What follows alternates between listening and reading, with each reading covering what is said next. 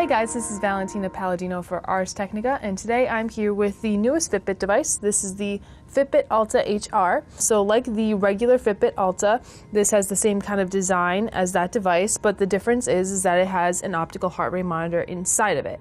So what Fitbit did is they kind of shrunk the insides of this device about 25% so it could get all of the Alta's original hardware inside and include an optical heart rate monitor. So this is a super thin, all-day continuous heart rate monitoring tracker. And it's $150, so this places it right next to the Charge 2 in terms of price. And they're very similar devices. There's only a few differences between them. So I've been spending probably about a week to 2 weeks with this device, wearing it continuously. So I'm going to tell you some of the good things and the bad things about the Alta HR. So one of the good things about the Alta HR is its design. It has basically the same design as the original Alta. It's certainly the thinnest with a heart rate monitor inside of it. And it's about 0.23 inches thinner than the Charge 2. And that makes it much easier to wear all day.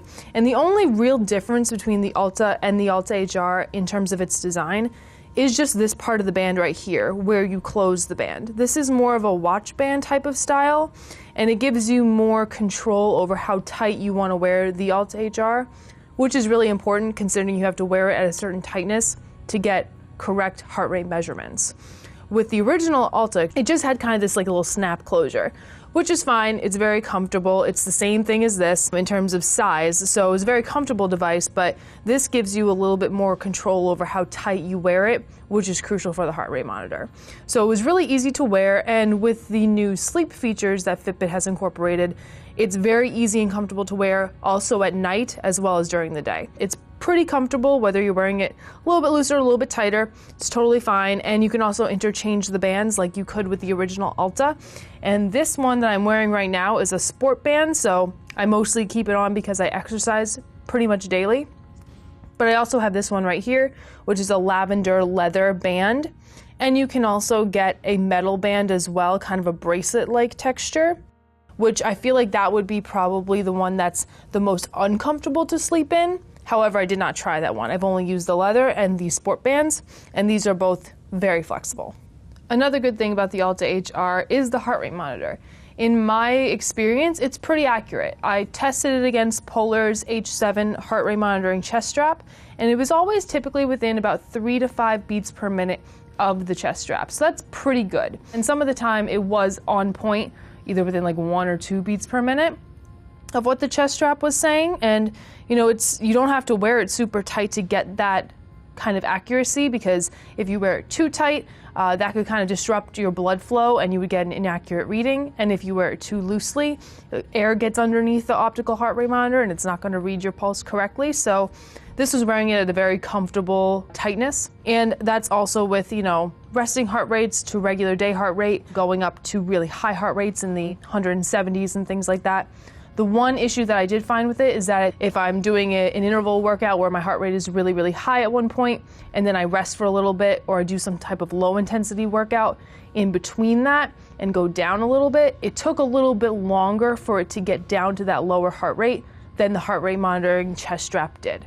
And that's pretty common with any of these optical heart rate monitors, so I wasn't too upset with it, but it was something that you'll have to look out for. Another good thing about the Alta HR is its battery life. So Fitbit estimates that this can get about 7 days of battery life, and that's with continuous heart rate monitoring both during the day and at night. And Fitbit got to that point, it claims, because it shrunk the insides of the device so much that it uses less power, so it'll be able to last at least a week on a single charge. And in my experience, the battery life might even be better than that, because I've been wearing this from 100% charged for about 5 days now, and my battery indicator is only at 50%. So I could probably get another 3 to 5 days on this, pushing the battery life to maybe 8 to 10 days. And that's with my usage of it. I probably track at least one exercise per day with this, and I keep it on all day. The only time I take it off is when I want to shower, because it is not water resistant enough for you to shower with it.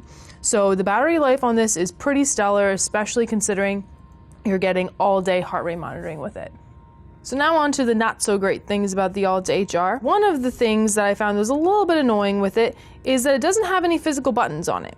unlike the Charge 2, where there's probably like 1 or 2 physical buttons, there's nothing on this. So you just have to rely on the tap display like this, just cycling through your fitness stats, like calories burned, active minutes, all that kind of fun stuff. And you don't necessarily need physical buttons, particularly since Fitbit on most of its devices have automatic activity tracking, where the device will automatically track certain exercises depending on how long you've been doing them. It can recognize things like running, walking, elliptical, aerobic exercises, a bunch of things like that, and it will just automatically track you if you've been doing them for, say, 5 or 10 minutes. And that is a very nice feature. I've always liked that feature of Fitbit devices because it's pretty accurate. I never really had to go into the app and recategorize a device. And it's usually pretty good with the amount of time I've been doing that activity as well. So like I said, you don't need the physical buttons, but if you're someone that likes that kind of tactile control on your fitness tracker, you're not going to get it with this device. Another not so great thing is that the Alta HR does not have a connected GPS feature. So the Charge 2 has a connected GPS feature in the sense that if you want to go out running, you can take your phone with you and it will use the phone's GPS to map the route of your run. You won't be able to do that with this device. And that's one of the few differences between the $150 Alta HR and the $150 Charge 2. That's probably the biggest one, I'd say, is the connected GPS feature, because if you're a runner and you run regularly and you prefer to run outside and you like to map your routes, or you're training for a marathon or some sort of a race and you need that kind of distance data, you're not going to be able to get it with this device. And the last not so great thing about the Alta HR is that it's still a little bit limited when you compare it to something like Garmin's Vivo Smart HR. And that device will let you control your music playback from your smartphone. You also get a few more social media features in terms of the notifications that you're going to get from your smartphone. The Alta HR will deliver text, call, and calendar alerts, but the Vivo Smart HR will give you all of those and some social media alerts as well. So you're just not going to get as many like extra features with the Alta HR as you would with the Vivo Smart HR, but all of the basic features are there.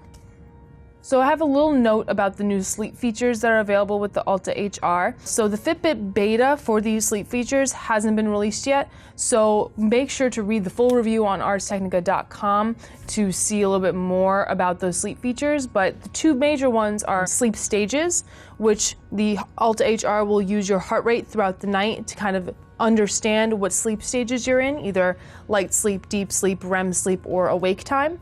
It kind of does a little bit of this now. It's only about 3 categories, whereas the new sleep stages will give you about 5. And also will use that heart rate data a little bit more efficiently to kind of estimate if you are getting a good night's sleep or not.